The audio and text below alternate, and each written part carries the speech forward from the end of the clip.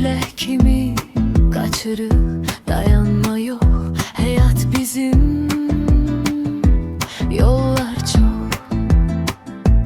Qəlbimdə bir ok yandırır məni, gözlərində həyat aydın və təmiz. Cavanlıq rüzgarı, ruhumuz uçur.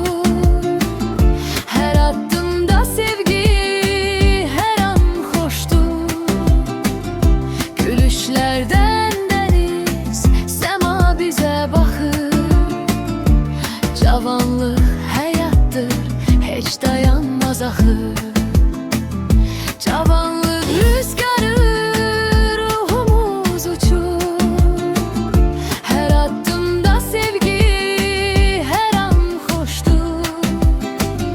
Gülüşlərdən dəniz, səma bizə baxır.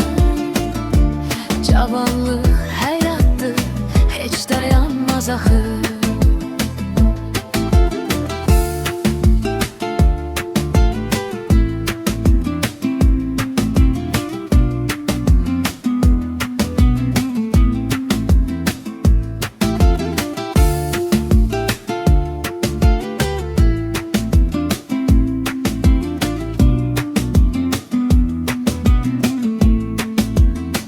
Akşam ulduzlar rəqs edir, mahnılarla ürək dirçəlir. Ayaq yalın çəmənlərdə, sərbəst xəyallarımız sərhədsiz geniş. Ay işığında gizli yollar, sevgi dolu heç bir sorğular. Qəlbimizdə hələ o ilk atəş, həyat sevgi heç olmur tələs. Cavanlıq rüzgarı, ruhumuz uçur. Hər addımda sevgi, hər an xoşdur. Gülüşlərdən dəniz, səma bizə baxır.